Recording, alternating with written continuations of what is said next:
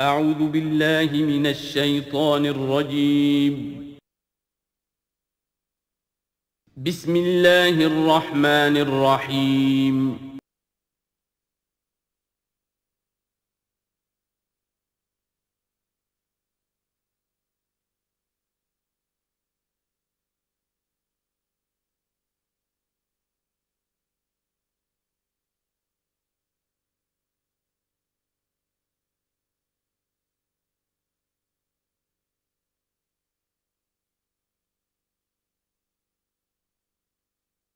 اعوذ باللہ من الشیطان الرجیم بسم اللہ الرحمن الرحیم وَإِذْ تَأَذَّنَ رَبُّكَ لَيَبْعَثَنَّ عَلَيْهِمْ إِلَى يَوْمِ الْقِيَامَةِ مَنْ يَسُومُهُمْ سُوءَ الْعَذَابِ إِنَّ رَبَّكَ لَسَرِيعُ الْعِقَابِ وَإِنَّهُ لَغَفُورٌ رَحِيمٌ صدق اللہ العظیم۔ اس سے پہلے کہ ہم آگے بڑھیں، جو آخری مضمون آیا تھا، جو آیات ہم پڑھ چکے ہیں، ان کے ضمن میں ایک وضاحت ضروری ہے۔ یہ جو ہم نے ابھی دیکھا کہ اس بستی کے لوگ تین قسم کے تین حصوں میں منقسم ہو گئے تھے۔ ایک وہ لوگ جو گناہ میں بڑھے جا رہے تھے، ایک وہ کہ جو خود گناہ تو نہیں کر رہے تھے لیکن روک بھی نہیں رہے تھے، اور ایک وہ کہ جو گناہ سے خود بھی مجتنب تھے اور نہی عن المنکر کا فریضہ آخری وقت تک سر انجام دے رہے تھے۔ صراحت کے ساتھ یہاں جو فرمایا گیا کہ ہم نے بچایا کس کو؟ فَأَنْجَيْنَا الَّذِينَ يَنْهَوْنَ عَنِ السُّوءِ، بچایا ہم نے ان کو کہ جو روک رہے تھے بدی سے۔ وَأَخَذْنَا الَّذِينَ ظَلَمُوا بِعَذَابٍ بَئِيسٍ، اور ہم نے پکڑ لیا ان لوگوں کو جو گناہ میں ملوث تھے ایک بہت ہی برے عذاب میں ان کے نافرمانی کی وجہ سے۔ اس سے بعض حضرات نے ایک نکتہ نکالنے کی کوشش کی ہے، اور وہ یہ ہے کہ ایک گروہ کے بارے میں صراحت کے ساتھ آ گیا کہ اس کو بچا لیا، وہ لوگ جو نہی عن المنکر کر رہے تھے۔ ایک گروہ جس کے بارے میں صراحت سے کہا گیا کہ اس پر عذاب آیا، وہ ہے جو گناہ میں ملوث تھے۔ گویا کہ درمیانی گروہ جو ہے اس کے بارے میں یہاں سکوت اختیار کیا گیا ہے۔ ان کو ایک طرح سے امید دلائی جا رہی ہے کہ جو لوگ گناہ سے مجتنب رہیں گے، اگر وہ خود گناہ میں ملوث نہیں ہوئے ہیں تو اس عذاب سے کہ دنیا میں آتا ہے اس سے وہ بچا لیے جائیں گے، اور یہ بہت بڑی غلط فہمی ہے۔ یہ ایسی ہی بات ہے جیسے کہ میں نے آپ کو بتایا تھا سورہ مائدہ کے پڑھتے ہوئے کہ جو آیت مبارکہ تھی کہ علیکم انفسکم لا یضرکم من ضل اذا اہتدیتم، تو حضرت ابوبکر رضی اللہ تعالیٰ عنہ کو خطبہ ارشاد فرمانا پڑا کہ لوگوں تم اس آیت سے بالکل غلط نتیجہ نکال رہے ہو۔ اس کا یہ مطلب نہیں ہے کہ دعوت اور تبلیغ اور امر بالمعروف اور منکر تمہاری ذمہ داری نہیں ہے، بلکہ مطلب یہ ہے کہ تم اپنا سب کچھ کر لو، زور لگا لو سمجھانے کا، امر بالمعروف کا، نہی عن المنکر کا، پھر بھی اگر کچھ لوگ اڑے رہیں کفر پر اور گناہ پر تو پھر تم پر کوئی وبال نہیں ہے۔ اصل مفہوم یہ ہے، لیکن اس سے انسان جو ہے چاہتا ہے ذمہ داری سے فرار، تو اس کے لیے جہاں کہیں بھی اسے بہانہ ملتا ہے اس قسم کے وہ نقطے تراشتا ہے۔ یہاں یہ سمجھ لیجئے کہ اصل میں نہی عن المنکر نہ کرنا بھی تو جرم ہے۔ فَأَخَذْنَا الَّذِينَ ظَلَمُوا، ظلم جو لوگ ظلم کر رہے تھے، ایک دوہرا ظلم کر رہے تھے کہ گناہ میں ملوث بھی تھے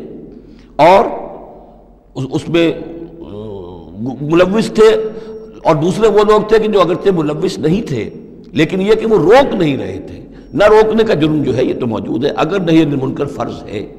اگر یہ ذمہ داری ہے تو نہ روکنا جو ہے یہ خود اپنی جگہ پر ایک جرم ہے۔ اس کے لیے میں آپ کو اصل میں ایک حدیث سنا دینا چاہتا ہوں، جو حدیث اس معاملے میں سمجھتا ہوں کہ آخری اور نص قطعی کی حیثیت رکھتی ہے، اور یہ حدیث جو ہے مولانا اشرف علی تھانوی رحمۃ اللہ علیہ نے خطبات جمعہ جو مرتب کیے ہیں ان میں اس حدیث کو شامل کیا ہے، اور یہ حدیث قدسی ہے۔ اوحى اللہ عز وجل الی جبرائیل علیہ الصلاۃ والسلام ان اقلب مدینۃ کذا وکذا باہلھا، اللہ تعالیٰ نے وحی کی حضرت جبرائیل کو کہ فلاں فلاں شہروں کو پل پٹ کر دو، الٹ دو، جیسے کہ عامورہ اور صدوم کے شہروں کے بارے میں حکم آیا۔ قال فقالا، حضور فرماتے ہیں اس پر حضرت جبرائیل نے عرض کیا بارگاہ خداوندی میں، رب یا رب ان فیہا عبدک فلانا لم یعصک طرفۃ عین، پروردگار اس میں تو تیرا فلاں بندہ بھی ہے جس نے کبھی پلک جھپکنے جتنی دیر بھی معصیت میں نہیں گزاری، گناہ سے اتنا پاک صاف، نگاہ کا ادھر سے ادھر ہو جانا، اتنا وقت بھی کبھی معصیت میں صرف نہیں کیا، تو کیا اس پر بھی الٹ دوں؟ قال فقال، حضور نے فرمایا، اس پر اللہ تعالیٰ نے ارشاد فرمایا اقلبها علیہ وعلیہم، الٹو اس بستی کو، پہلے اس پر پھر دوسروں پر۔ وجہ کیا ہے؟ فإن وجهه لم يتبعر في ساعة قط، اس کے چہرے کا رنگ میری غیرت کی وجہ سے کبھی متغیر نہیں ہوا۔ یہ خود تو گناہ سے بچا رہا لیکن گناہ پھیلتے رہے، شریعت کی دھجیاں بکھرتی رہیں، اللہ تعالیٰ کے احکام کا مذاق اڑایا جاتا رہا، اور یہ اپنے دھندے میں لگا رہا، کاروبار میں لگا رہا، یا اپنے نوافل میں لگا رہا، مراقبوں میں لگا رہا، ذکر اذکار میں لگا رہا، تو یہ دوسروں سے بڑھ کر مجرم ہے۔ اقلبها علیہ، اقلبها علیہ وعلیہم، الٹو اس بستی کو، پہلے اس پر پھر دوسروں پر۔ فإن وجهه لم يتبعر فی ساعة قط۔ اور دوسرے یہ کہ قرآن مجید میں سورہ انفال اب بہت قریب آ گئی ہے، ہم پڑھیں گے جلد ہی، وہ آیت مبارکہ بھی نص قطعی ہے قرآن کے حوالے سے، یہ تو حدیث کے حوالے سے ہوئی۔ قرآن مجید میں فرمایا گیا وَاتَّقُوا فِتْنَةً لَا تُصِيبَنَّ الَّذِينَ ظَلَمُوا مِنْكُمْ خَاصَّةً۔ اس دنیا میں جب کوئی اجتماعی سزا آتی ہے کسی قوم کے اندر بحیثیت مجموعی، جب منکرات پھیل جائیں، تو جب سزا آتی ہے تو پھر وہ صرف جو گناہ گار ہیں انہی کو اپنی لپیٹ میں نہیں لیتی، بلکہ وہ لوگ جو بچے ہوئے تھے وہ بھی لپیٹ میں آ جاتے ہیں۔ ہاں، امید جو دلائی گئی ہے یہاں سے وہ یہ ہے کہ جو امر بالمعروف و نہی عن المنکر کی آخری حد تک، آخری وقت تک کوشش کرتے رہے ہوں، اللہ تعالیٰ ان کو بچا لے گا۔ اب آگے چلیے، وَإِسْتَأْذَنَ رَبُّكَ، اور یاد کرو جب کہ آپ کے رب نے یہ اعلان کر دیا، لَيَبْعَثَنَّ عَلَيْهِمْ، وہ لازماً اٹھاتا رہے گا ان پر، مسلط کرتا رہے گا ان پر، الی یوم القیامہ، قیامت کے دن تک، ایسے لوگوں کو من یسومہم سوء العذاب، جو انہیں بدترین عذاب کے اندر مبتلا کرتے رہیں گے۔ ان ربک لسریع العقاب، یقیناً آپ کا رب سزا دینے میں بہت جلدی کرتا ہے۔ وَإِنَّهُ لَغَفُورٌ الرحیم، اور یقیناً وہ غفور بھی ہے، رحیم بھی ہے۔ اللہ کی تو یہ دونوں شانیں ہیں، وہ عزیز ذو انتقام بھی ہے، سریع العقاب بھی ہے، لیکن وہ غفور اور رحیم بھی ہے۔ اب یہ آپ کا طرز عمل ہے کہ آپ اپنے آپ کو اس کی کس شان کا مستحق بناتے ہیں۔ اس آیت میں واقعہ یہ ہے کہ جس قانون کا ذکر ہو رہا ہے اللہ تعالیٰ کی طرف سے، اس فیصلے کا، وہ ہماری نگاہوں کے سامنے ان کی پوری تاریخ، اس لیے کہ اس کے بعد آ رہا ہے وَقَطَّعْنَاهُمْ فِي الْأَرْضِ أُمَمًا، ہم نے انہیں زمین کے اندر منتشر کر دیا، فرقوں کے اندر اور قوموں کے اندر۔ یہ ڈایاسپورا جو ہے ان کا، جو سن 70 سے شروع ہوا ہے، سن 70 عیسوی میں جو رومن جنرل تھا ٹائٹس، اس نے سیکنڈ ٹیمپل کہ جو حضرت عزیر علیہ السلام کے زمانے میں پھر دوبارہ ہیکل تعمیر ہوا تھا، اس کو شہید کیا۔ 1,33,000 یہودیوں کو ایک دن میں قتل کیا یروشلم میں، اور یہاں سے یہودیوں کو نکال باہر کیا، فلسطین سے نکال دیے گئے، تم اب فلسطین میں نہیں رہ سکتے۔ وہاں سے ان کا ڈایاسپورا شروع ہوا ہے، کوئی کہیں چلا گیا، کوئی کہیں چلا گیا، کوئی روس میں چلا گیا، کوئی یورپ میں چلا گیا، کوئی ہندوستان میں آ گیا، کوئی مصر میں آباد ہو گیا، کوئی اور دور دراز کے علاقوں میں۔ پھر جب یہ امریکہ دریافت ہوا ہے تو یہ امریکہ بھی چلے گئے، وہاں بھی جا کر آباد ہو گئے۔ تو یہ ان کا ڈایاسپورا کا پیریڈ ہے کہ جس میں یہ گویا کہ منتشر کر دیے گئے پوری زمین کے اندر، ان کی کوئی ایک جمعیت کہیں نہیں رہی، اور ہر جگہ ان سے نفرت تھی، شدید نفرت۔ بلکہ ان کے اوپر واقعہ یہ کہ یورپ میں تو بڑا ان کے اوپر ظلم بھی ہوتا تھا، جس طرح چاہتے تھے ان کو وہاں کے عیسائی جو ہیں، جیسا کہ میں بتا چکا ہوں کہ ان کو معلوم تھا کہ یہ جو جن کو ہم خدا مانتے ہیں حضرت عیسیٰ علیہ السلام، ان کو سولی پر چڑھوایا انہوں نے،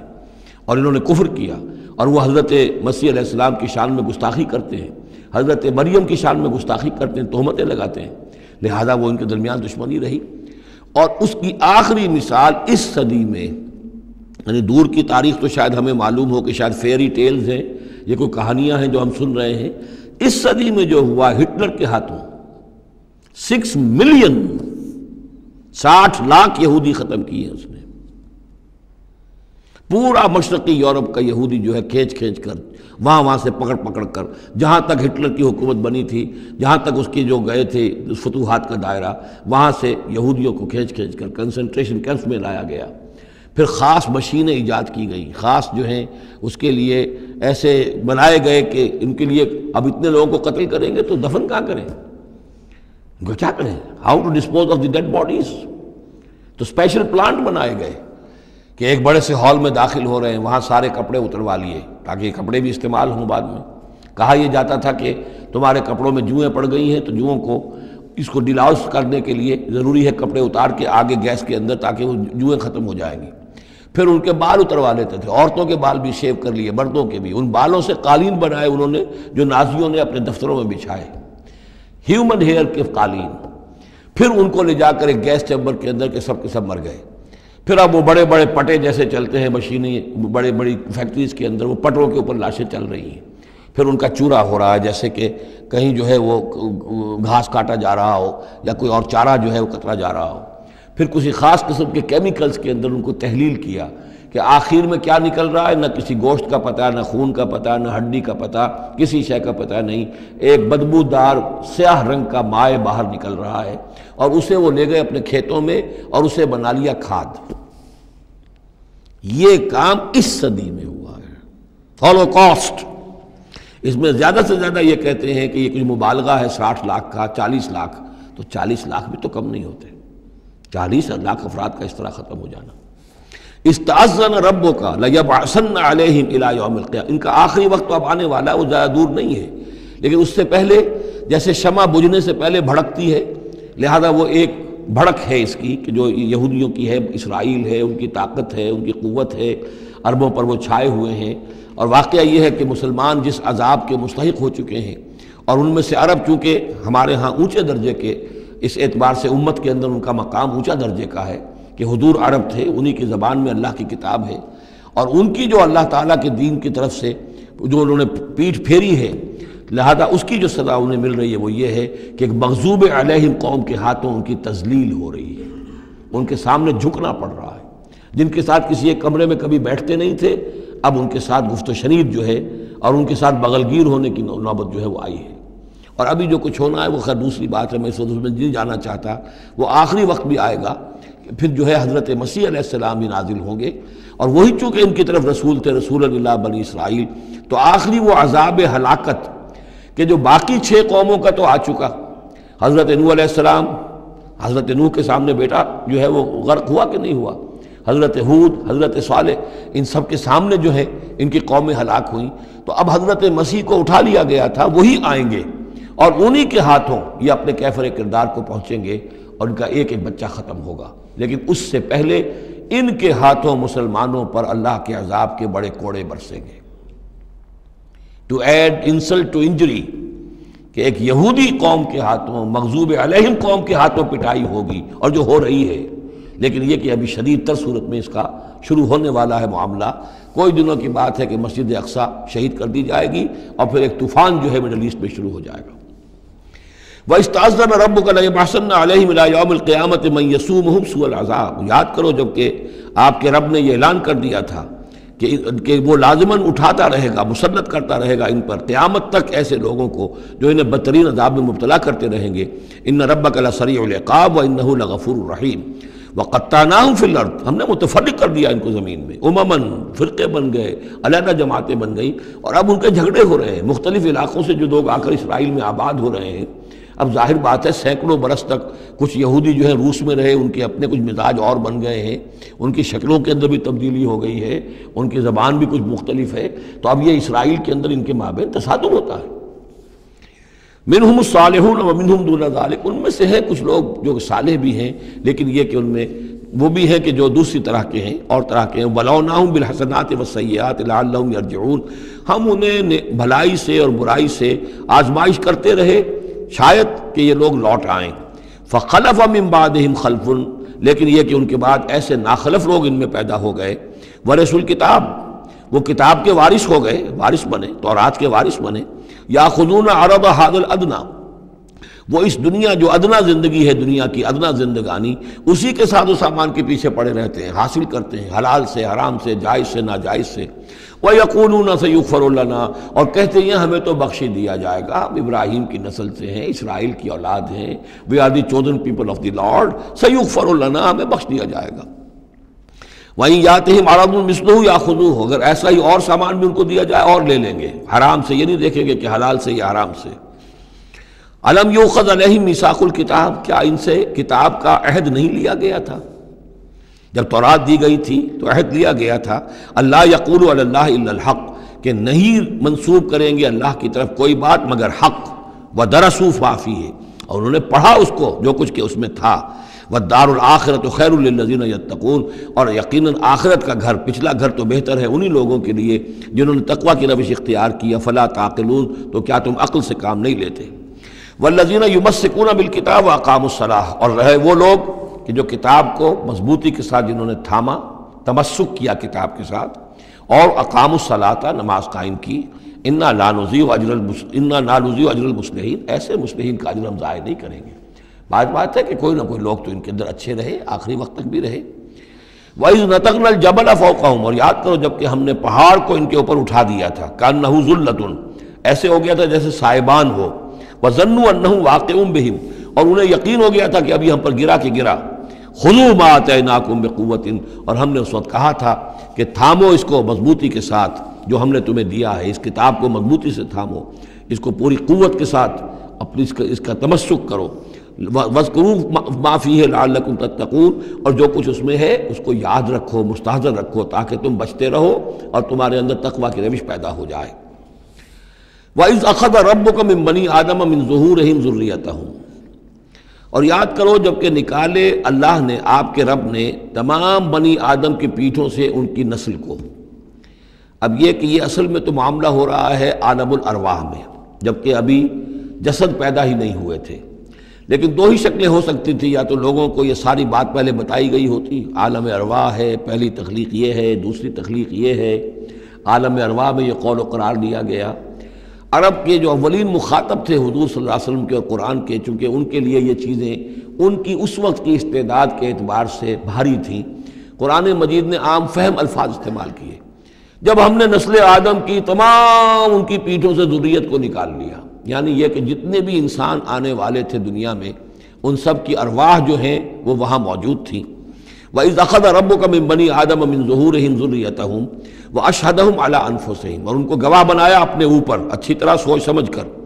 اقرار جو ہوتا ہے جس کو ہم کہتے ہیں میں بقائمی ہوش و حواس یہ اقرار کر رہا ہوں، تو پوری طرح ہوش و حواس میں سیلف کانشسنس، یہ میں آپ کو بتا چکا ہوں، ہمارے اندر جو سیلف کانشسنس ہے، خود شعوری، وہ ہے ہی ہماری روح کی بنیاد پر. حیوانات میں بھی شعور تو ہے، کانشسنس تو ہے، سیلف کانشسنس نہیں ہے، خود شعوری نہیں ہے. تو یہ خود شعوری کا منبع جو ہے در حقیقت وہ روح ہے. تو وہ ارواح موجود تھی، انہیں اپنی ذات کا شعور تھا. اشہدہم علی انفسہم، انہیں اپنی ذات کے اوپر خود گواہ بنا کر پھر سوال کیا، الست بربکم، کیا میں تمہارا رب نہیں ہوں، تمہارا مالک، تمہارا آقا؟ قالوا بلا، وہ کہیں گے کیوں نہیں، شہیدنا، ہم اس پر اقرار کرتے ہیں، ہم گواہ ہیں. اب یہاں نوٹ کیجئے، جیسے کہ اس سے پہلے آیا تھا سورہ مائدہ میں کہ اہل کتاب تمہارے پاس ہمارا بشیر اور نذیر آ گیا، مبادا تم یہ کہو کہ ہمارے پاس کوئی بشیر اور نذیر نہیں آیا. وہ گویا کہ اتمام حجت تھی اہل کتاب پر. سورہ انعام میں آ چکا ہے کہ مبادا تم یہ کہو کہ کتابیں تو دی گئی تھیں ہم سے پہلے دو گروہوں کو،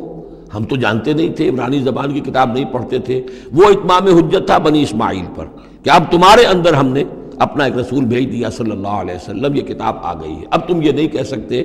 کہ وہ تو ہم سے پہلے دو گروہوں پر نازل کی گئی تھی. ہاں اگر ہم پر کہیں نازل کی گئی ہوتی تو ہم ان دونوں سے بڑھ کر بہت زیادہ جو ہے اس سے فائدہ اٹھاتے اور حق پر ہوتے.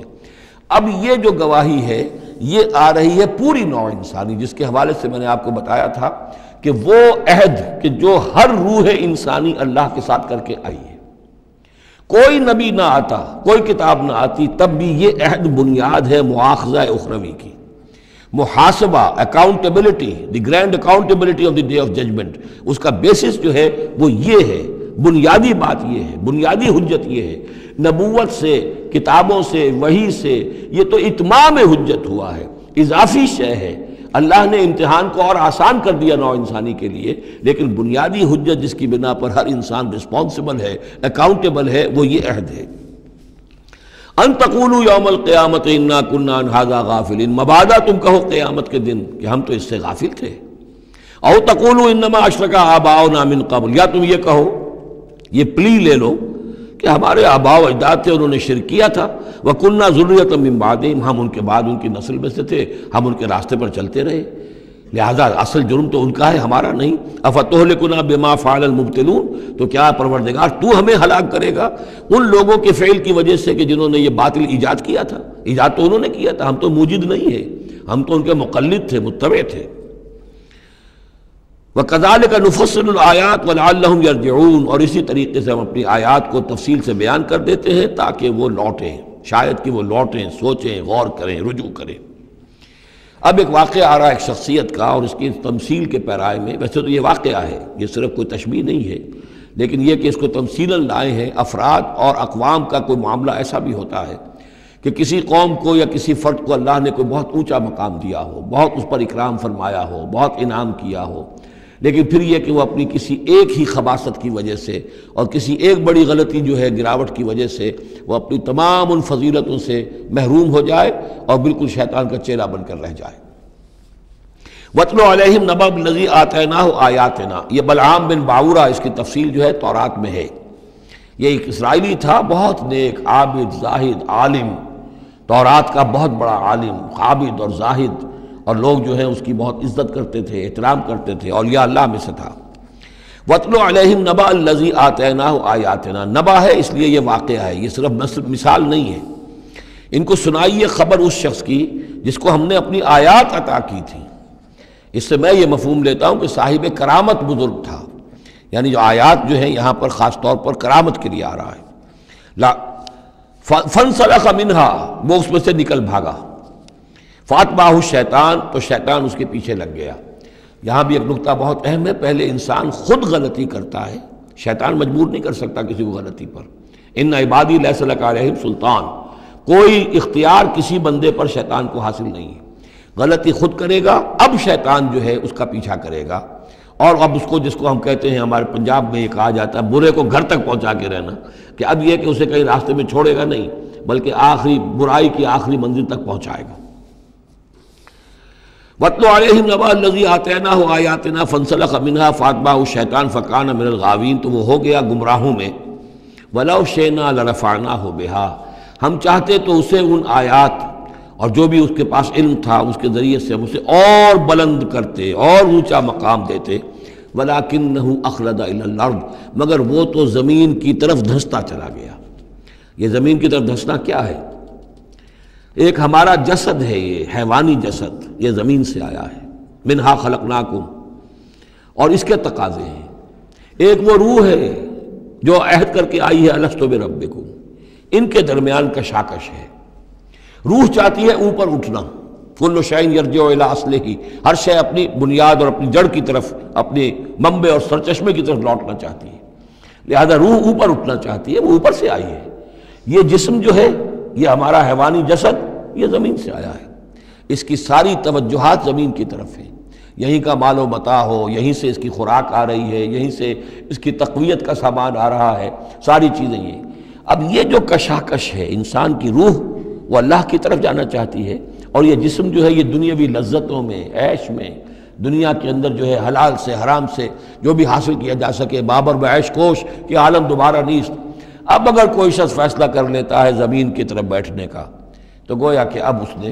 اپنے آپ کو اللہ تعالیٰ کی توفیق سے وہ محروم کر لیا۔ فَانْسَلَخَ مِنْهَا، اب وہ روح سسکتی رہے گی، احتجاج کرتی رہے گی، سسکتی رہے گی، ایک وقت میں آ کر شاید وہ مر جائے، اس پر موت وارد ہو جائے، اور وہ زندہ ہونے کی شکل میں بھی وہ در حقیقت ایک مقبرہ بن جائے یا تعزیہ بن جائے کہ روح اس کے اندر دفن ہو چکی ہے۔ تو نظر آ رہا چلتا پھرتا انسان، حقیقت میں وہ انسان تو مر چکا، اندر روح جو ہے وہ دفن ہو چکی، اب جو چل رہا ہے وہ حیوان انسان چل رہا ہے، وہ انسان جو تھا وہ تو مر چکا۔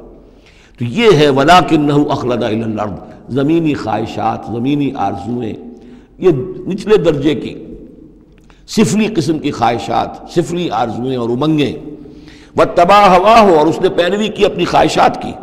فَمَثَلُهُ كَمَثَلِ الْكَلْبِ، تو اس کی مثال کتے کسی ہے، ان تحمل علیہ یلہس او تترکہ یلہس، وہ ہر وقت ہی ہانپتا رہتا ہے، کوئی اس کے اوپر بوجھ رکھیے تب بھی ہانپے گا، اور ویسے بھی وہ اس کی زبان باہر نکلی ہوتی ہے، ہانپتا رہتا ہے۔ اسی طرح کا معاملہ ہے کہ اللہ نے تو اس کو اپنی نعمتیں عطا کی، لیکن وہ بدبخت ان کی قدر کرنے کی بجائے اس کتے کے مانند ہانپنے لگا اور زمین ہی کی طرف، اور کتا آپ نے دیکھا ہوگا چلتا ہوا سونگتا جاتا ہے زمین کو، ہر وقت سونگے گا زمین کو۔ ذالک مثل القوم الذین کذبوا بآیاتنا، یہی مثال ہے اس قوم کی بھی جنہوں نے ہماری آیات کو جھٹلایا۔ اور یہاں پھر نوٹ کیجئے کہ پاکستانی قوم اس کی سب سے بڑی مثال ہے۔ پاکستان کا بن جانا معجزہ تھا، کسی حساب کتاب میں آنے والی شے نہیں۔ پھر پاکستان کا قائم رہ جانا معجزہ تھا، انگریزوں کو بھی اور ہندوؤں کو بھی یقین تھا کہ پاکستان قائم نہیں رہ سکتا، وائبل نہیں ہے، ختم ہو جائے، لیکن یہ کہ پاکستان قائم رہا۔ سن 65 میں اس کا بچ جانا معجزہ تھا، اتنی یقینی بات تھی کہ BBC ٹیلی ویژن کے اوپر دکھا دیا گیا فال آف لاہور، لاہور جو ہے وہ بھارتی فوج داخل ہو چکی ہے، قبضہ کر چکی ہے، اتنی یقینی بات تھی۔ شام کو جم خانہ میں شراب پینے کا پکا پروگرام تھا، لیکن خوف طاری کر دیا اللہ تعالیٰ نے ان کے دلوں پر، شاید ہمارا کوئی گھیراؤ کیا جا رہا ہے، کوئی ریزسٹنس نہیں ہے، کیا ہوا ہے یہاں؟ ہم غافل پڑے ہوئے تھے، ریزسٹنس کیا ہوتی؟ لیکن بجائے اس کے کہ وہ یہ سمجھتے کہ یہ غافل ہیں، اور ریزسٹنس اس لیے نہیں ہو رہی، ان کے دلوں میں سألقی فی قلوب الذین کفروا الرعب، میں ان کافروں کے دلوں میں رعب ڈال دوں گا، وہ رعب پڑ گیا، پاکستان بچ گیا۔ تو یہ ساری چیزیں ہیں، معجزے پر معجزے ہیں، لیکن یہ سب کس لیے تھا کہ ہم اس ملک کو ہم نے حاصل کیا تھا اسلام کے نام پر، اسے تجربہ گاہ بنائیں گے، اسے ایک نمونہ بنا دیں گے پوری دنیا کے لیے، پوری دنیا دیکھے گی کہ اسلام کیا ہے، اسلام کا عادلانہ نظام کیا ہے۔ قائد اعظم نے کہا تھا ہم اس لیے پاکستان چاہتے ہیں کہ ہم عہد حاضر میں اسلام کے اصول حریت و اخوت و مساوات کا ایک نمونہ دنیا کے سامنے پیش کریں، وہ کہاں ہے؟ فانسلخ منہا، ان تمام آیات سے ہم نکل بھاگے ہیں، شیطان کی پیروی کی ہے، اور جو حال ہوا ہے 2 لخت ہو چکے ہیں، اور ابھی کیا حال ہوگا؟ جو نئی صورتحال جو ہے اس ملک کے اندر اب کھدبد ہونے لگی ہے، پکنے لگی ہے، اس کی صورتحال کیا بنے گی واللہ اعلم۔ ذالک مثل القوم الذین کذبوا بآیاتنا، یہی مثال اس قوم کی بھی ہے جس نے ہماری آیات کو جھٹلایا۔ فاقصص القصص لعلہم یتفکرون، تو اے نبی آپ یہ چیزیں سنا دیجئے، شاید یہ تفکر کریں، شاید کہ یہ غور کریں، آپ یہ باتیں ہماری سنا دیجئے۔ سا مثلا القوم الذین کذبوا بآیاتنا، بری ہے مثال اس قوم کی جنہوں نے ہماری آیات کو جھٹلایا، وانفسہم کانوا یظلمون، اور وہ خود اپنی جانوں کے اوپر ظلم ڈھاتے رہے۔ من یہد اللہ فہو المہتدی، جسے اللہ ہدایت دیتا ہے وہی ہدایت یافتہ ہوتا ہے، ومن یضلل فاولئک هم الخاسرون، اور جس کی گمراہی کے اوپر اللہ تعالیٰ کی طرف سے مہر قائم ہو جائے تو وہ تو تباہ ہونے والے ہی ہیں۔ وَلَقَدْ ذَرَأْنَا لِجَهَنَّمَ كَثِيرًا مِنَ الْجِنِّ، اب یہ تیسری بات آ گئی حکمت قرآنی کی۔ دیکھیے پہلے وہ عہد الست جو عالم ارواح میں ہم نے کیا تھا، اچھا اس عہد الست کے حوالے سے ہم پر یہ بات واضح ہو گئی، ایک ہمارا روحانی وجود ہے اور ایک ہمارا حیوانی وجود ہے۔ اگر ہماری توجہ اور ساری دلچسپی حیوانی وجود پر ہوگی تو ہم ظاہر بات ہے کہ پھر اس بلعام بن باورہ کی مثال بن جائیں گے، انفرادی سطح پر بھی اور قومی اور اجتماعی سطح پر بھی۔ اب تیسری بات آ رہی ہے کہ انسانوں میں سے کثیر انسان وہ ہیں جو نظر آتے ہیں انسان، حقیقت میں انسان نہیں ہے، حیوانوں کی سطح پر ہے۔ وَلَقَدْ ذَرَأْنَا لِجَهَنَّمَ كَثِيرًا مِنَ الْجِنِّ وَالْإِنسِ، ہم نے جہنم کے لیے پیدا کیے ہیں بہت سے جن اور انس۔ لہم قلوب لا یفقہون بہا، ان کے دل تو ہیں لیکن ان سے غور نہیں کرتے، تفقہ نہیں کرتے۔ وَلَهُمْ أَعْيُنٌ لَا يُبْصِرُونَ بِهَا، ان کی آنکھیں ہیں ان سے دیکھتے نہیں۔ وَلَهُمْ آذَانٌ لَا يَسْمَعُونَ بِهَا، ان کے کان ہیں لیکن ان سے سنتے نہیں۔ اولئک کالانعام، یہ چوپایوں کے مانند ہیں، بل ہم اضل، بلکہ ان سے بھی گئے گزرے ہیں۔ اولئک هم الغافلون، یہی لوگ ہیں کہ جو غافل ہیں۔ یعنی یہ کہ جب انسان ہدایت سے منہ موڑتا ہے اور جب ہٹ دھرمی پر اتر آتا ہے اور جب اللہ تعالیٰ دلوں پر مہر کر دیتا ہے اور ان کی سماعت پر کانوں پر مہر لگا دیتا ہے، ان کی آنکھوں پر پردے ڈال، اب یہ کیا رہ گئے؟ اب یہ انسان نہیں رہے، ان کے دل تو ہیں تفقع سے خالی ہے، مہر لگ چکی ہے، آنکھیں تو ہیں حیوانوں کا سا دیکھنا دیکھ رہی ہیں، کتا بھی دیکھ لیتا ہے گاڑی آ رہی ہے مجھے بچنا ہے، انسان نے بھی دیکھ لیا، لیکن یہ دیکھنا حیوانی دیکھنا ہے۔ انسانی دیکھنا تو کچھ اور ہوتا ہے، کسی شے کو دیکھے اور اس کی حقیقت پر غور کرے۔ اہل نظر ذوق نظر خوب ہے، لیکن جو شے کی حقیقت کو نہ دیکھے وہ نظر کیا۔ لیکن یہ انسانی دیکھنا جو ہے، دیدن دیگر آموز شنیدن دیگر آموز، وہ دوسری قسم کا دیکھنا سیکھو، دوسری قسم کا سننا سیکھو۔ وہ سننا جو دل سے سنا جاتا ہے، وہ دیکھنا جو دل سے دیکھا جاتا ہے۔ لیکن جب ان کے دلوں پر مہر ہو گئی، ان کے کانوں پر مہر ہو گئی، ان کی آنکھوں پر پردے پڑ گئے، اب ان کا حال کیا ہے؟ لہم قلوب لا یفقہون بہا ولہم اعین لا یبصرون بہا ولہم آذان لا یسمعون بہا اولئک کالانعام بل ہم اضل، یہ چوپایوں کے مانند ہیں بلکہ ان سے بھی گئے گزرے۔ اس لیے کہ چوپایوں کو تو اللہ نے پیدا ہی اس لیول پر کیا تھا، ان کو پیدا کیا تھا بہت اونچے مقام پر۔ یہی سورۃ التین کا مضمون ہے والتین والزیتون وطور سینین وہذا البلد الامین لقد خلقنا الانسان فی احسن تقویم ثم رددناہ اسفل سافلین. انسان پیدا کیا گیا اس بلند ترین مقام کے اوپر مسجود ملائک، لیکن پھر جب یہ گرتا ہے تو سب سے نچلوں میں سب سے نیچے ہوتا ہے. تو یہ وہ لوگ ہیں اولئک کالانعام بل هم اضل اولئک هم الغافلون، یہی لوگ ہیں جو غافل ہیں. اس دنیا میں رہتے ہیں حیوانوں کی طرف کھایا پیا چرا چگا اور جو ہے بس دنیا کی لذتیں اٹھائیں اور مر گئے، کچھ ہوش نہیں کہ کیوں ہم پیدا کیے گئے، کون ہمارا خالق ہے، کون ہمارا مالک ہے، زندگی کاہے کے لیے ہے، زندگی آمد برائے بندگی، زندگی بے بندگی شرمندگی، کو مرنے کے بعد کہیں کسی کے سامنے حاضری ہے، کوئی جواب دہی، کچھ نہیں، کوئی ہوش نہیں. وَلِلَّهِ الْأَسْمَاءُ الْحُسْنَى، اور تمام اچھے نام اللہ ہی کے ہیں. فَادْعُوهُ بِهَا، تو پکارو انہیں اس کے ذریعے سے، پکارو اللہ کو ان کے ذریعے سے. ایک نقطہ یہاں نوٹ کر لیجئے، قرآن مجید سے کہیں اللہ تعالیٰ کے لیے لفظ صفت ثابت نہیں ہوتا. ویسے حدیث میں ہے، میں صرف بیان کر رہا ہوں، قرآن میں نہیں. قرآن میں اللہ کے لیے لفظ آتا ہے نام،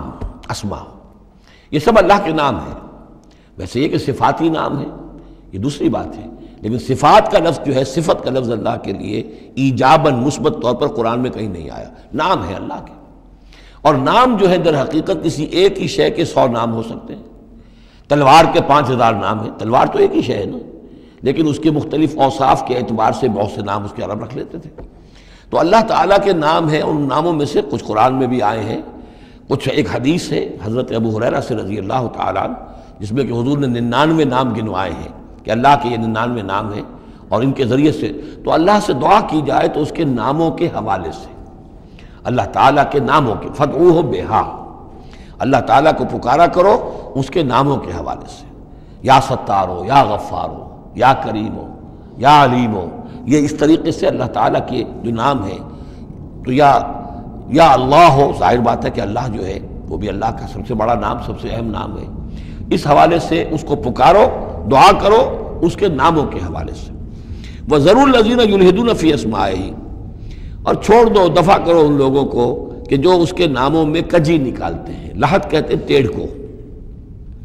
یہ قبر جو ہوتی ہے ایک سیدھی ہوتی ہے اور ایک ہوتی ہے لحد والی، جس میں کہ بغلی قبر. تو اسماء الہی میں لحد الحاد جو ہے ایک تو یہ ہے کہ ان کا غلط استعمال کیا جائے. انہی ناموں کے حوالے سے ان کے مراقبے کر کے ان کے اندر تاثیرات ہیں، اس میں کوئی شک نہیں، لیکن ان کے غلط استعمالات جو ہیں وہ درست نہیں ہیں.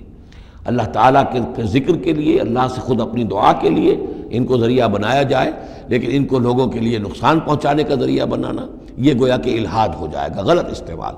اور دوسرے یہ کہ بعض اللہ تعالیٰ کے نام جو ہیں وہ جوڑوں کی شکل میں ہیں، ان میں ایک ہی کے حوالے سے پکارنا وہ بھی الحاد ہو جائے گا. المعز المذل، یہ اب جوڑا ہے، وہی عزت دینے والا ہے، وہی ذلت دینے والا ہے. لیکن اگر آپ نے یا مذلو یا مذلو یا مذلو کہنا شروع کر دیا تو یہ الحاد ہو جائے گا.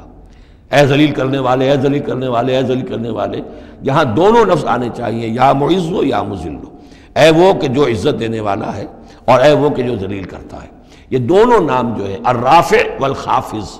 ایک وہ ہے کہ جو اٹھانے والا ہے، اونچا کرنے والا ہے اور نیچے گرانے والا ہے، وہ الخافض بھی ہے، الرافع بھی ہے، المعز بھی ہے، المذل بھی ہے، المحیی بھی ہے، الممیت بھی ہے، زندہ رکھنے والا بھی ہے، موت وارد کرنے والا بھی ہے. تو یہ جو جوڑوں کے نام ہیں ان کو ساتھ ساتھ ہی ہمیشہ رکھنا چاہیے. سَيُجْزَوْنَ مَا كَانُوا يَعْمَلُونَ، القریب وہ بدلہ پائیں گے اپنے اعمال کا. وَمِمَّنْ خَلَقْنَا أُمَّةٌ يَهْدُونَ بِالْحَقِّ وَبِهِ يَعْدِلُونَ، اور جو انسان ہم نے پیدا کیے ہیں ان میں یقیناً ہر دور میں کچھ لوگ رہے ہیں، ایسی جماعتیں رہی ہیں. اور جیسے کہ حضور نے ضمانت دی ہے کہ میری امت میں ایک طبقہ، ایک جماعت، ایک گروہ ضرور، لا تزال فی امتی طائفۃ قائمین علی الحق، حق پر قائم رہے گی. تو فرمایا وہ یہدون بالحق، جو حق کی ہدایت بھی دیتے رہیں گے، اور بہی یعدلون، اور حق ہی کے ساتھ عدل بھی کرتے رہیں گے. والذین کذبوا بآیاتنا سنستدرجهم من حیث لا یعلمون، باقی رہے وہ لوگ کہ جو ہماری آیات کی تکذیب کرتے ہیں تو ہم رفتہ رفتہ سہج سہج ان کو لے آئیں گے وہاں سے جہاں انہیں پتہ بھی نہیں ہوگا. استدراج اسے کہتے ہیں کہ ایک شخص کفر کے راستے میں بڑھتا جا رہا ہے، لیکن اس کی کامیابیاں دنیا میں بڑھتی جا رہی ہیں، وہ اور بڑھ رہا ہے اور بڑھ رہا ہے، وہ سمجھ رہا ہے اللہ کا فضل ہو رہا ہے مجھ پر، حالانکہ اصل میں اللہ تعالیٰ نے اس کی رسی دراز کی ہے تاکہ اور گناہ جو اس نے کمانے ہیں وہ کما لے. اس کو استدراج کہتے ہیں، اور یہ بہت بڑا فتنہ ہے. بسا اوقات ایک انسان غلط راستے پر چل رہا ہے، لیکن وہ اس استدراج کی وجہ سے یہ سمجھ بیٹھتا میں صحیح راستے پر ہوں، تبھی تو اللہ کی رحمت آ رہی ہے، تبھی تو مجھے کامیابی مل رہی ہے، قدم قدم پر جو ہے کامیابی میری قدم بوسی کر رہی ہے۔ نہیں، یہ استدراج ہے۔ والذین کذبوا بآیاتنا سنستدرجہم من حیث لا یعلمون، ہم آہستہ آہستہ انہیں پکڑ لیں گے جہاں سے انہیں پتہ بھی نہیں ہوگا۔ وَأُمْلِي لَهُمْ، آپ ان کو ڈھیل دیں گے، ان قیدی متین، میری چال بہت مضبوط ہے۔ جب وہ مچھلی جو ہے کانٹا اس کے حلق میں اب پھنس چکا ہے، اب اس کی ڈور جو ہے آپ ڈھیل کرتے رہیے، کوئی حرج نہیں، ان قیدی متین کہیں جانے والی نہیں ہے۔ اولم یتفکروا، کیا یہ لوگ تفکر نہیں کرتے، غور و فکر نہیں کرتے؟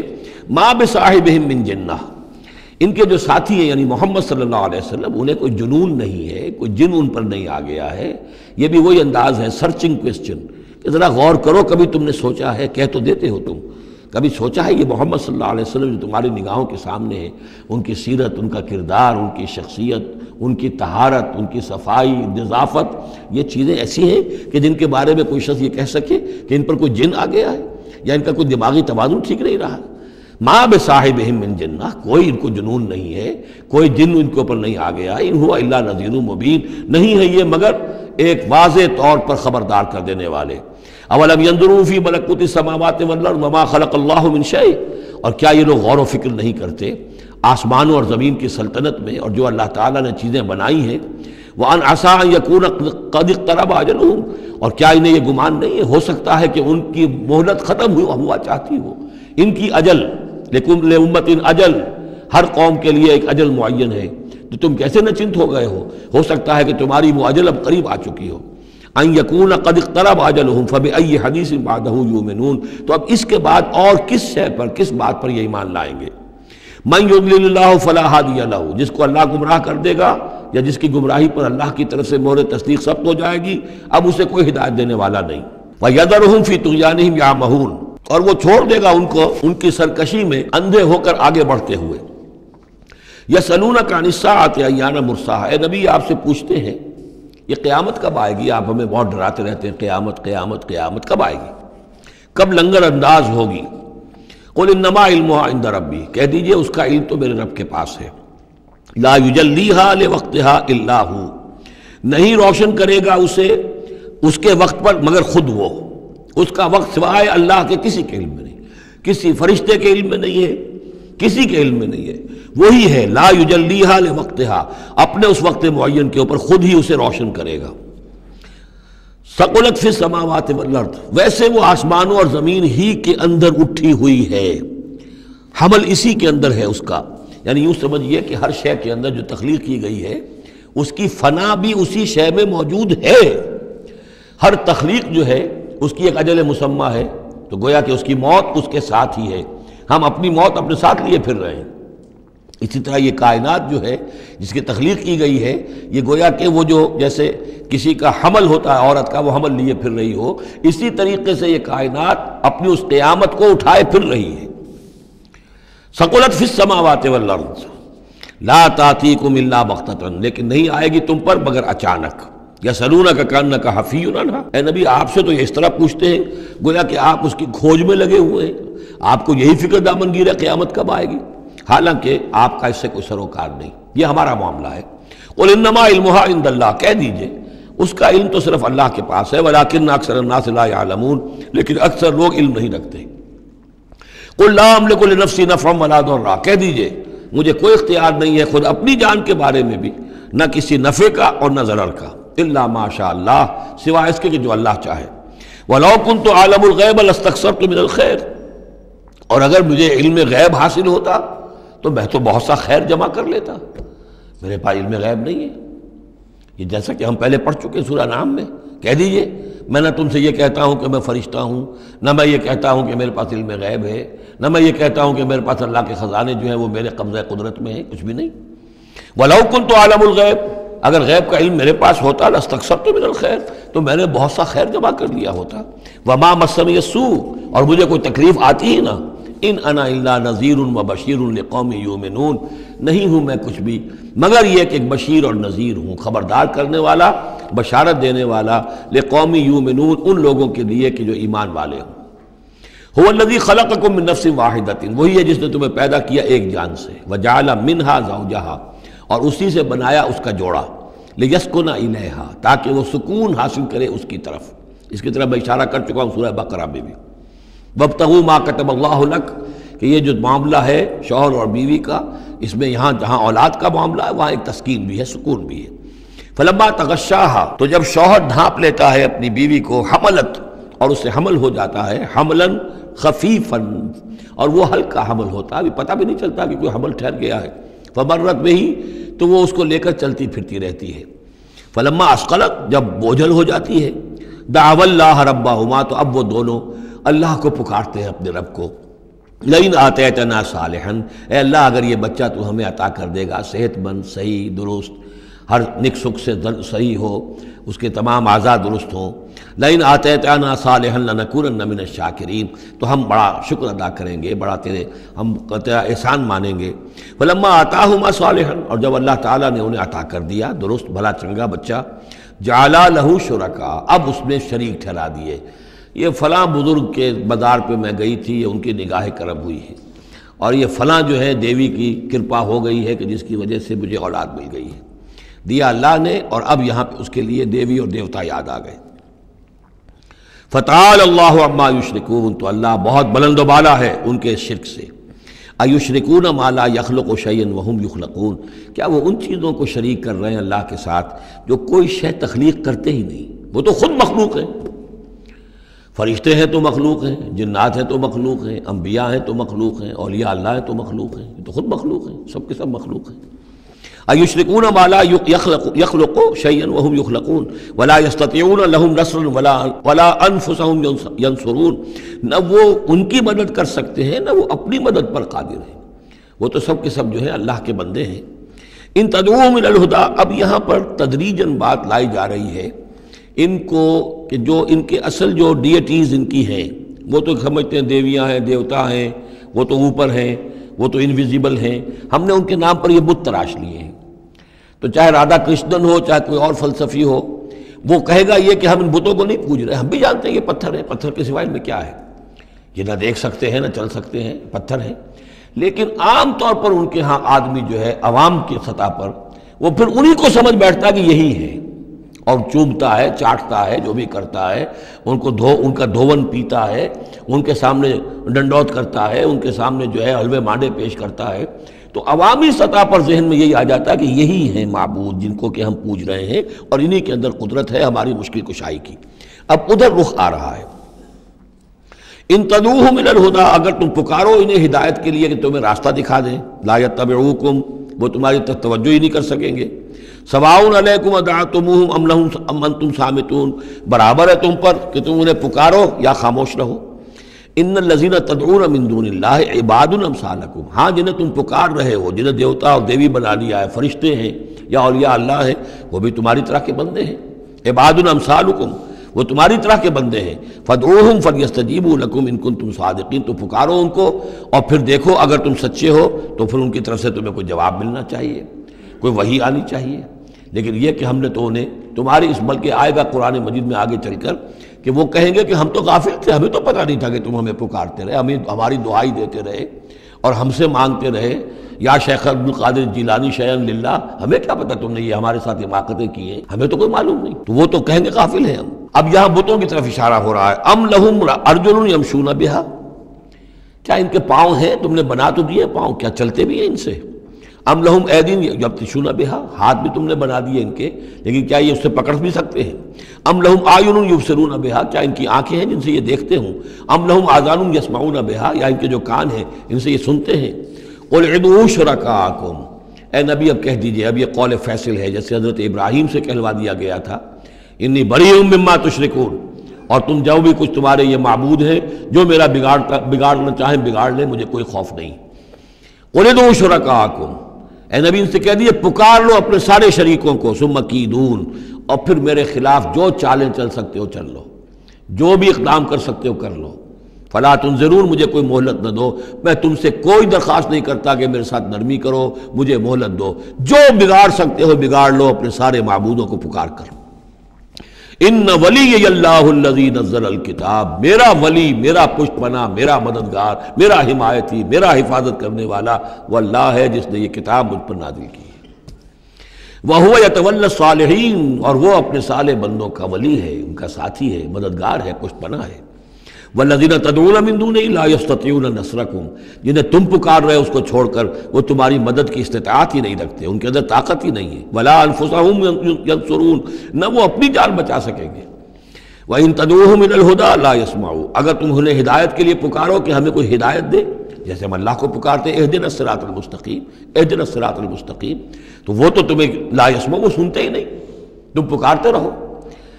وَتَرَاهُمْ يَنظُرُونَ إِلَيْكَ وَهُمْ لَا يُبْصِرُونَ، اور تم سمجھتے ہو کہ وہ تمہیں دیکھ رہے ہیں جبکہ وہ دیکھتے ہی نہیں۔ خُذِ الْعَفْوَ وَأْمُرْ بِالْعُرْفِ، اے نبی صلی اللہ علیہ وسلم، اب یہ آخر میں پھر حضور سے خطاب، یہ اکثر مکی صورتوں میں ہوتا ہے، اختتام پر حضور سے التفات۔ خُذِ الْعَفْوَ، اے نبی عفو کو، درگزر کو تھام لیجئے، یعنی آپ ان سے زیادہ بحث میں، ان سے زیادہ کسی تلخی میں، کسی اس طرح کے معاملے میں الجھیے نہیں، معاف کیجئے، چھوڑیے ان کو، دفع کیجئے۔ خُذِ الْعَفْوَ وَأْمُرْ بِالْعُرْفِ، اور بھلی بات کا حکم دیتے رہیے، جو بھی اچھی بات ہے اس کی طرف دعوت دیتے رہیے، آپ کا کام ہے دعوت دینا۔ وَأَعْرِضْ عَنِ الْجَاهِلِينَ، اور جو آپ سے الجھنا چاہیں ان سے اعراض کیجئے، خام خواہ، جیسے کہ آگے آئے گا سورہ فرقان میں، وَإِذَا خَاطَبَهُمُ الْجَاهِلُونَ قَالُوا سَلَامًا، جب جاہل الجھنا چاہتے ہیں ان عباد الرحمن سے، وہ کہتے ہیں سلام، ہم آپ سے لا نبتغی الجاہلین، ہم جاہلوں کے سر نہیں لگنا چاہتے، منہ نہیں آنا چاہتے۔ تو فرمایا آپ یہ تین الفاظ آئے ہیں، خُذِ الْعَفْوَ، یہ ایک داعی کے لیے بڑی بنیادی چیزیں ہیں، معاف کرتے رہنا، درگزر کرتے رہنا۔ وَأَمُرْ بِالْمَعْرُوفِ وَبِالْعُرْفِ، اور بھلی بات کا، اچھی بات کا حکم دیتے رہنا۔ وَأَعْرِضْ عَنِ الْجَاهِلِينَ، اور جو الجھنا چاہیں، جاہل ہوں، جو جذباتی لوگ ہیں، مشتعل مزاج ہیں، ان سے اعراض۔ وَإِمَّا يَنزَغَنَّكَ مِنَ الشَّيْطَانِ نَزْغٌ، اور اگر کبھی کوئی چھوت لگ ہی جائے آپ کو شیطان کی طرف سے، نزع کھینچ لینا، نزغ مس کر جانا، چھو جانا، چھوت، عین اور غین کا یہ فرق ہو گیا، یعنی یہ کہ کبھی آپ کو غصہ آئی جائے، آخر ظاہر بات ہے بربنائے طبع بشری کبھی غصہ آئی جاتا ہے، آخر آئی گیا تھا حضور کو غزوہ احد میں، کیف یہدی اللہ قوما خضبوا وجہ نبیہم بالدم، کیسے اللہ ہدایت دے گا اس قوم کو جس نے اپنے نبی کے چہرے کو خون سے رنگ دیا، غصہ آ گیا تھا۔ لیس لک من الامر، اے نبی آپ کے ہاتھ میں اختیار نہیں ہے، ہدایت اور ضلالت کا اختیار ہمارے ہاتھ میں ہے۔ اسی طریقے سے اے نبی اگر کبھی غصہ آ جائے، فرمایا وَإِمَّا يَنزَغَنَّكَ مِنَ الشَّيْطَانِ نَزْغٌ فَاسْتَعِذْ بِاللَّهِ، فوراً اللہ کی پناہ طلب کرو، إِنَّهُ سَمِيعٌ عَلِيمٌ، اور یہ پھر آگے چل کر حامیم السجدہ میں بھی آیت آئے گی، إِنَّهُ هُوَ السَّمِيعُ الْعَلِيمُ، یقیناً وہی ہے سب کچھ سننے والا اور سب کچھ جاننے والا۔ إِنَّ الَّذِينَ اتَّقَوْا إِذَا مَسَّهُمْ طَائِفٌ مِّنَ الشَّيْطَانِ تَذَكَّرُوا، اور یہی روش ہے تقوی والوں کی، جن لوگوں کے اندر تقوی ہوتا ہے، جب ان پر کوئی گزر ہو جاتا ہے شیطان کے کسی سائے کا، اذا مسہم طائف من الشیطان، شیطان کا کوئی ان کے اوپر گزر ہو گیا، کوئی سایہ پڑ گیا، تذکروا، فوراً وہ چوکنے ہو جاتے ہیں، فوراً ہوش میں آ جاتے ہیں کہ یہ کیا ہوا، ہم پر کچھ اثر پڑ گیا تھا، کچھ عارضی طور پر کچھ غفلت سے طاری ہو گئی تھی، جیسے کہ خود حضور فرماتے ہیں صلی اللہ علیہ وسلم، انہ لا یغان علی قلبی، میرے دل پر بھی کبھی کبھی حجاب سا آ جاتا ہے، وَإِنِّي لَأَسْتَغْفِرُ اللَّهَ 70 مرة فی کل یوم، اور میں روزانہ 70 مرتبہ اللہ سے استغفار کرتا ہوں۔ لیکن یہ سمجھ لیجئے کہ ہمارے دل کے اوپر حجاب وہ بہت اور شے ہے، اور حضور کے قلب مبارک پر حجاب، آپ کے قلب مبارک کا حجاب جو ہے وہ ہماری 100 حضوریوں، لاکھوں حضوریوں سے بڑھ کر جو ہے وہ حضوری کے درجے میں ہوگا، لیکن جو انٹینسٹی ہے، جو تعلق مع اللہ کی انٹینسٹی ہے، اس میں ذرا سی کمی بھی آ گئی ہے، تو اس سے حضور نے تعبیر کیا کہ میرے بھی دل پر کبھی کبھی حجاب آ جاتا ہے، انہ لا یغان علی قلبی، انٹینسٹی تو کم ہو گئی نا، یہ بجلی جس پاور کی ہے ذرا سی کم ہو جائے گی تو ایک دفعہ تو آپ کو محسوس ہوگا اندھیرا ہو گیا، حالانکہ بجلی ہے، روشنی ہے، اندھیرا نہیں ہوا ہے، لیکن اس کی پاور کم ہوئی ہے۔ تو فرمایا کہ انہ لا یغان علی قلبی وانی لاستغفر اللہ 70 مرة فی کل یوم۔ ان الذین اتقوا اذا مسهم طائف من الشیطان تذکروا، تو فوراً وہ چوکنے ہو جاتے ہیں، یاد کرتے ہیں، فاذا هم مبصرون، اور ان کی آنکھیں کھل جاتی ہیں، انہیں حقائق نظر آنے لگتے ہیں، وقتی سا جو سایہ پڑ گیا تھا اس سے وہ فوراً نکل آتے ہیں۔ وَإِخْوَانُهُمْ يَمُدُّونَهُمْ، باقی جو شیطانوں کے بھائی ہیں انہیں شیطان گھسیٹ کر لے جاتے ہیں، فی الغی، وہ اس کجی کے اندر وہ گھسیٹتے ہوئے دور تک پہنچاتے ہیں، جیسے بلعم بن باعورہ کو پہنچایا کہ اسے آخری حد تک پہنچا کر دم لیا۔ تو شیطانوں کا جو ولی ہوگا پھر شیطان کا تو اس کے اوپر زور چلے گا، لیکن جو اللہ کے بندے ہیں ان پر تو شیطان کا اختیار ہے ہی نہیں۔ وہ تو یہ کہ جیسے ہی ذرا سا ان کے اوپر کوئی اثر پڑا بھی، کوئی سایہ سا آیا بھی تو فوراً چونک گئے اور اللہ کی طرف متوجہ ہو گئے۔ ثم لا یقصرون، پھر وہ کمی نہیں کرتے، اسے آخری منزل جو ہے گمراہی کی وہاں تک پہنچا کر رہتے ہیں۔ وَإِذَا لَمْ تَأْتِهِمْ بِآیَةٍ، اب دیکھیے یہ عمود ان دونوں صورتوں کا، خاص طور پر انعام کا، آیت لاؤ، نشانی لاؤ، معجزہ دکھاؤ، نبوت منوانا چاہتے ہو، رسالت منوانا چاہتے ہو تو دکھاؤ معجزہ، حصی معجزہ، جیسے موسیٰ کو ملے، جیسے عیسیٰ کو ملے، وغیرہ وغیرہ۔ اب اس کو سم اپ کر رہے ہیں، وَإِذَا لَمْ تَأْتِهِمْ بِآیَةٍ، اے نبی جب آپ ان کے پاس کوئی معجزہ نہیں لائے، قالوا، انہوں نے کہا لولا اجتبیتہا، کیوں نہیں کوئی چن کر لے آتے، کہیں سے چھانٹ کر لے آتے، تو اب تمہارا دعویٰ یہ ہے تم اللہ کے رسول ہو، محبوب ہو، تو کیا وجہ ہے، کیوں رہ گئے، کس وجہ سے؟ لولا اجتبیتہا، کہیں سے کوئی چھانٹی کر کے، کہیں سے کوشش کر کے لے آتے۔ قل انما اتبع ما یوحی الی، اس زمن میں ایک واقعہ میں نے پڑھا تھا یہ تفسیر کبیر میں، امام راضی کی تفسیر میں، کہ حضور کے ایک پھپھی زاد بھائی تھے، اگرچہ وہ ایمان نہیں لائے تھے لیکن حضور سے ہمدردی رکھتے تھے، ساتھ رہتے تھے، تعاون کرتے تھے، جہاں کہیں حضور جاتے تھے دل میں نرمی تھی ان کے، اور امید تھی حضور کو کہ حضور ایمان لے آئیں گے۔ لیکن جب آخری معاملہ یہ ہوا کہ جو سرداران قریش تھے انہوں نے گویا کہ ان کے اپنے زوم میں انہوں نے حجت قائم کر دی، اے نبی یہ معجزہ دکھا دو، اے محمد چلو مان لیں گے، چلو یہ نہیں دکھا سکتے یہ دکھا دو، یہ نہیں دکھا سکتے یہ دکھا دو، وہ سب سورہ بنی اسرائیل میں آئے گا۔ تو جب یہ ساری باتیں حضور نے کرنی میرے اختیار میں نہیں ہے، یہ تو اللہ تعالیٰ کا فیصلہ ہے، اللہ جب چاہے گا دکھائے گا، میرے اختیار میں نہیں ہے۔ تو پھر وہاں سے حضور جب اٹھے سب وہاں تو شور مچ گیا، پھر ظاہر بات ہے کہ وہ تو تالی پٹ گئی ہوگی کہ بس رہ گئے ان کی، اب تو یہ تو ہمارے جو عوام ہیں انہوں نے کہا ہوگا کہ ہمارے سردار تو جیت گئے، اس لیے کہ یہ تو ناکام رہ گئے، انہوں نے تو آخری درجے میں کہہ دیا یہ نہیں دکھا سکتے یہ دکھا دو، یہ نہیں دکھا سکتے یہ دکھا دو، یہ معجزہ نہیں تو یہ دکھا دو، یہ نہیں تو یہ دکھا دو، کوئی بھی نہیں دکھا سکتے۔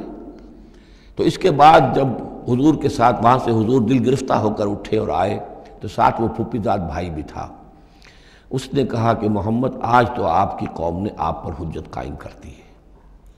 اب میں آپ کا ساتھ نہیں دے سکتا۔ یعنی یہ ہے کہ جو اثر پڑتا تھا لوگوں کے اوپر کہ اب تو حجت آپ پر قائم ہے، تو جس کو میں نے کہا تھا سورہ انعام کا وہ مقام کہ ان کان کبر علیک اعراضهم فان استطعت فتبتغی نفقا فی الارض او سلما فی السماء فتاتیہم بآیہ، اے نبی اگر آپ پر بہت بھاری گزر رہا ہے، شاق گزر رہا ہے ان کا اعراض، تو اگر آپ میں طاقت ہے تو کہیں زمین میں سرنگ لگا لیجئے، کہیں آسمان پر سیڑھی لگا لیجئے، اور کہیں سے جہاں سے آپ لا سکتے ہو لے آئیے، ہم نہیں دکھائیں گے۔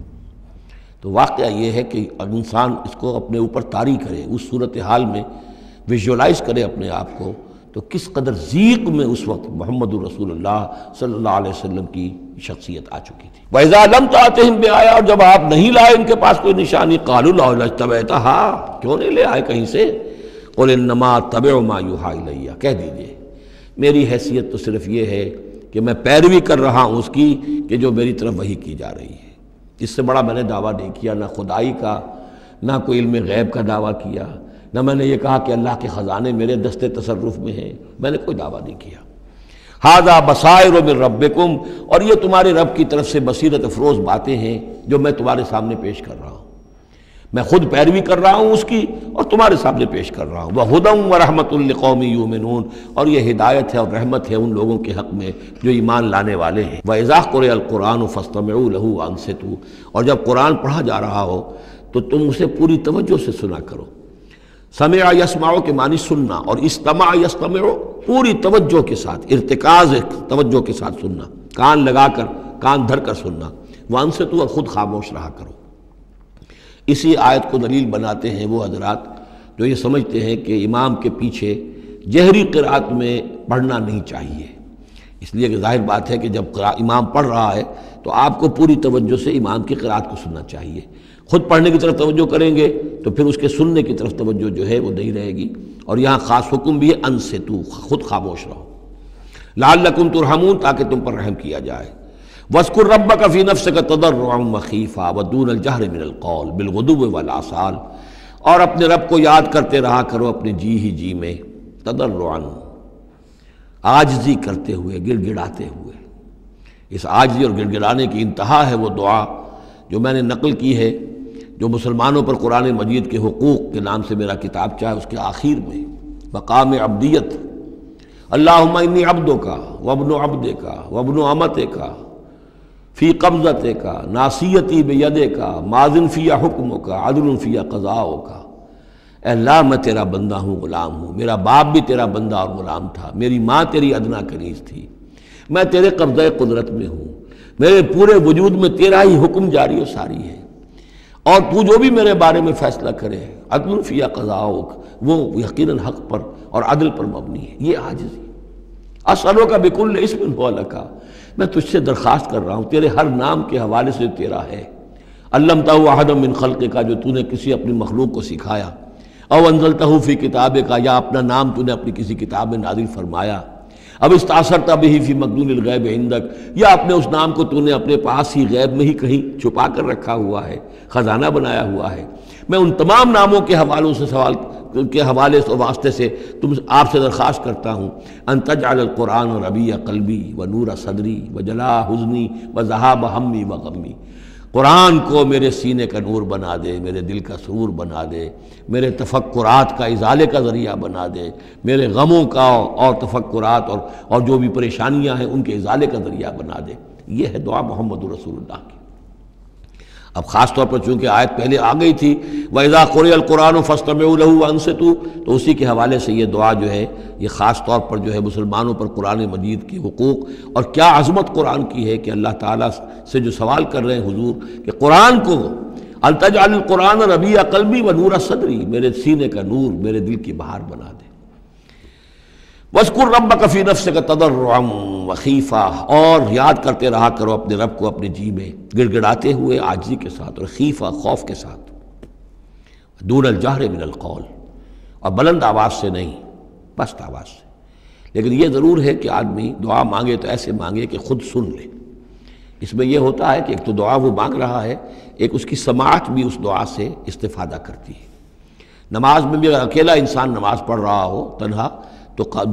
جو رکعتیں ہیں چاہے سری بھی ہوں ان کو ایسا ضرور پڑھے کہ جیسے خود وہ سن رہا ہے، اس حد تک جو ہے تاکہ وہ نماز میں جو پڑھ رہا ہے اس کے ساتھ اس کی سماعت بھی اس سے مستفید اور مستنیر ہوتی چلی جائے۔ بالغدو والآصال، اور یہ آپ ذکر کرتے رہے اللہ کا اپنے جی میں عاجزی کے ساتھ اور خوف کے ساتھ، اور یہ کہ زیادہ بلند آواز سے نہیں بلکہ پست آواز سے، صبح کے وقت بھی اور شام کے اوقات میں بھی۔ جیسے میں نے توجہ دلائی تھی سورہ نام کے شروع میں، نور ہمیشہ قرآن میں واحد آئے گا، ظلمات ہمیشہ جمع، اسی طرح غدو یہ ہمیشہ ایک، اور آصال اصیل کی جمع ہے، یعنی شام کے اوقات۔ اور اس میں اشارہ ہے کہ صبح کی نماز ایک ہی ہے جو اللہ تعالیٰ نے فرض رکھی ہے، اور جیسے ہی لدلوک الشمس الی غسق اللیل، سورج ذرا ڈھلنا شروع ہوتا ہے، مغرب کی طرف ذرا اترنا شروع ہوتا ہے، وہاں سے لے کے پے بپے نمازیں ہیں، ظہر ہے، عصر ہے، مغرب ہے، عشاء ہے، تو یہ جو ہے یہ آصال جمع کا صیغہ ہے۔ بالغدو والآصال، غدو والآصال، ولا تکن من الغافلین، اور غافلوں میں سے نہ ہو جائیے۔ ان الذین عند ربک، یقیناً وہ بزرگ ہستیاں، وہ ملائکہ مقربین، وہ ملائے اعلیٰ جو اپنے رب کے پاس ہیں، مقربین ہیں، قریب ترین ہیں، وہ جس کے بارے میں امیر خسرو نے کہا ہے کہ خدا خود میر محفل بود اندر لامکاں خسرو، محمد شمع محفل بود شب جائے کہ من بودم۔ ایک لامکاں کی محفل وہ بھی ہے جہاں کا میر مجلس اللہ ہے، اور جہاں فرشتے ہیں، ملائکہ مقربین ہیں، اور محمد رسول اللہ روح محمدی وہاں گویا کہ چراغ اور شمع کی حیثیت سے ہے۔ تو ان الذین عند ربک لا یستکبرون عن عبادتہ، وہ جو اس کے قریب ترین ہیں وہ بھی اس کی عبادت سے استکبار نہیں کرتے، استکبار کی بنیاد پر عبادت سے دستکش نہیں ہوتے۔ وَيُسَبِّحُونَهُ، اور اس کی تسبیح کرتے رہتے ہیں، وہ لَهُ يَسْجُدُونَ، اور اس کے لیے سجدے کرتے رہتے ہیں۔ بارک اللہ لی ولکم فی القرآن العظیم ونفعنی وإیاکم بالآیات والذکر الحکیم۔